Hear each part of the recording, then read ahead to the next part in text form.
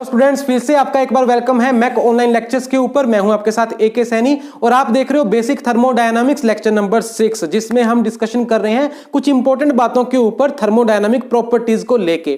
Thermodynamic properties क्या होती हैं, किस प्रकार की होती हैं, इंटेंसिव, एक्सटेंसिव, इंट्रिंसिक या एक्सट्रिंसिक, ठीक है, और किस प्रकार से हम जाने की कौन सी प्रॉपर्टी इंटेंसिव है, कौन सी एक्सटेंसिव है, ये सब चीजें हम डिस्कस कर चुके हैं लेक्चर नंबर 3 में। उसके बाद मैंने लेक्चर नंबर 4 में बताया थर्मोडायनामिक प्रॉपर्टीज के बारे में कि दीज आर पॉइंट फंक्शंस या स्टेट फंक्शंस। बहुत इंपॉर्टेंट पॉइंट था, उसको मैंने अच्छे से एक्सप्लेन किया विद एग्जांपल। फिर लेक्चर नंबर 5 में जो पिछला लेक्चर था उसमें मैंने आपको बताया thermodynamic properties are independent of past history. ये स्क्रीन उसी की है लेक्चर नंबर 5 की, जिसमें मैंने आपको पूरा अच्छे से एक्सप्लेन किया कि how thermodynamic properties are said to be independent of past history. ठीक है जी, तो इसको देख लीजिए अच्छे से आप। सारे लेक्चर्स नीचे डिस्क्रिप्शन बॉक्स में प्लेलिस्ट है थर्मोडायनामिक्स कोर्स की, उसमें आपको मिल जाएंगे। दूसरे कोर्सेज भी हैं, उनकी भी प्लेलिस्ट आपको डिस्क्रिप्शन बॉक्स में मिल जाएगी। तो चलिए आज का लेक्चर शुरू करते हैं और लास्ट पॉइंट को बताकर एक्सप्लेन करके मैं इस थर्मोडायनामिक प्रॉपर्टीज वाले कॉन्सेप्ट को क्लियर करता हूं। देखिए फिर से उसी एग्जांपल को ले लेते हैं जिसको हम अभी तक लेते आए हैं। एक हमारे पास गैस है, किसमें हमने रखा, सिलेंडर में रख दिया। पिस्टन है, पिस्टन की इनिशियल पोजीशन 1 है, जहां पर गैस का प्रेशर और वॉल्यूम कितना है, P1 और V1। ठीक है, ये P1 ये V1, तो यहां से लाइन लगी, यहां से लगी, और यहां आपके पास थर्मोडायनामिक स्टेट 1 पॉइंट के द्वारा लोकेट होती है। उसके बाद पिस्टन कुछ अंदर की तरफ जा रहा है, जिसकी वजह से गैस कंप्रेस हो रही है और वॉल्यूम उसका कम हो गया, प्रेशर बढ़ गया, क्योंकि कंप्रेशन हुई है ना, तो वॉल्यूम तो कम हो गया, V1 से V2 रह गया, जबकि प्रेशर P1 से P2, प्रेशर बढ़ गया है और सिस्टम जो है 1 स्टेट से 2 स्टेट पर आ गया। ये थर्मोडायनामिक स्टेट 1, ये थर्मोडायनामिक स्टेट 2। इसने जो रास्ता फॉलो किया उसको कहेंगे थर्मोडायनामिक पाथ और ट्रेजेक्टरी। ठीक है, और यही पाथ क्यों, क्योंकि इसके ऊपर कोई प्रोसेस हुई। ठीक है, एक प्रोसेस एक पाथ जनरेट करती है, तो इस रास्ते को फॉलो करने का मतलब है एक इसके ऊपर प्रोसेस हुई, जिसको थर्मोडायनामिक प्रोसेस का नाम दिया गया। ये सब चीजों को अच्छे से मैं पहले एक्सप्लेन कर चुका हूं, आप देख लीजिएगा। अच्छा, अब देखो जब स्टेट 2 पर ये पहुंचा है तब प्रेशर कितना हो गया, P2, और वॉल्यूम कितना हो गया यहां पे V2, P2 V2, जो पहले था P1 V1। ठीक है, ओके। अब देखो change in pressure of the system during the process. ये जो इसके ऊपर प्रोसेस हुई 1 से 2 इसको जो लेकर गई, इस दौरान इसके प्रेशर में क्या चेंज आया।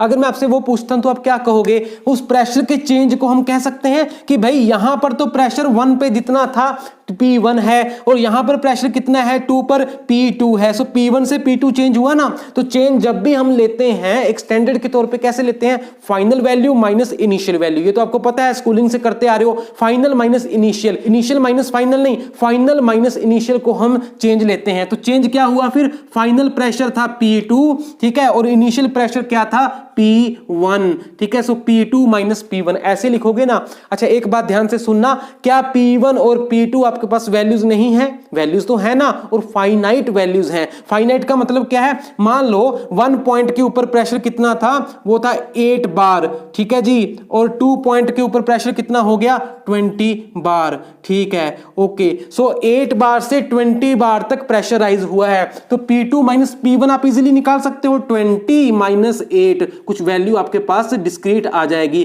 12 बार। ठीक है जी, इस प्रकार से आप कह सकते हो कि change in pressure of the system during its process 1 to 2 is 12 बार। ठीक है ना, आगे ना फाइनाइट वैल्यू, तो यही मतलब हुआ एग्जैक्ट डिफरेंशियल का, मतलब एग्जैक्टली आप डिफरेंशिएट कर सकते हो, डिफरेंस ले सकते हो एग्जैक्टली। एग्जैक्टली का मतलब है पूरा पूरा, आप एब्सोल्यूट डिफरेंस ले सकते हो कि भाई पहले इतना था अब इतना है। ठीक है, लो जी डिफरेंस ले लो, इतना आ गया। अच्छा, वो इस पे डिपेंड करता ही नहीं है कि आप इस रास्ते से चल के आए, इस रास्ते से चल के आए, इस रास्ते से चल के आए। जैसे मैंने पिछली बार बताया था आपको पॉइंट नंबर 2 में, thermodynamic properties are independent of past history, जो पिछली वीडियो थी उसको देखिए, वो उस पर डिपेंड ही नहीं करता किस रास्ते से होके आए हो, बस कहां से चले कहां पहुंचे, उन चीजों पे डिपेंड करता है कि भाई change in pressure of the system कितना है। ऐसे ही change in volume of the system क्या है, वो भी निकल जाएगा, V2 माइनस V1। V1 भी कुछ फाइनाइट वैल्यू होगी, जैसे 0.3 मीटर क्यूब। ठीक है, और V2 भी कुछ फाइनाइट वैल्यू होगी, डिस्क्रीट वैल्यू होगी, जैसे 0.1 मीटर क्यूब। तो डिफरेंस आ जाएगा, और जो डिफरेंस आया क्योंकि वो एग्जैक्टली आपके पास डिफरेंस आ गया, उसमें कोई कंफ्यूजन नहीं, कोई दिक्कत नहीं, इसलिए हम उसको लिख सकते हैं P2 minus P1 is DP।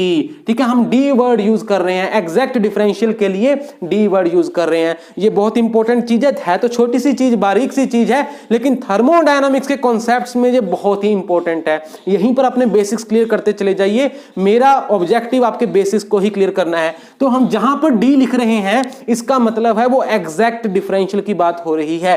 DP means P2 minus P1। ऐसे ही DV अगर आप लिखते हो it means V2 minus V1, तो ये एग्जैक्ट डिफरेंशियल है। DT लिखोगे टेम्परेचर T2 माइनस T1, तो ये मतलब होता है एग्जैक्ट डिफरेंशियल्स का। आप कहोगे इसमें कोई नई बात क्या है? इसमें नई बात है, जब आगे हम वर्क ट्रांसफर, हीट ट्रांसफर की चर्चा करेंगे उसमें आपको और ज्यादा क्लियर होगा कि इसमें मैंने आपको क्या बताया। उनमें तीनों चीजें जो मैंने यहां पर एक्सप्लेन की हैं लेक्चर नंबर 4, 5 और इस लेक्चर नंबर 6 में, ये तीनों पॉइंट्स वहां पर नहीं है, इसके बिल्कुल ऑपोजिट है जहां हम हीट ट्रांसफर या वर्क ट्रांसफर की बात करते हैं। तो इस वीडियो में इतना ही, कॉन्सेप्ट्स क्लियर करते चले जाइए, सब्सक्राइब कर दीजिए, औरों के साथ भी शेयर कीजिए। तो मिलते हैं जल्दी नेक्स्ट वीडियो में। Thank you very much, till then take care, good bye.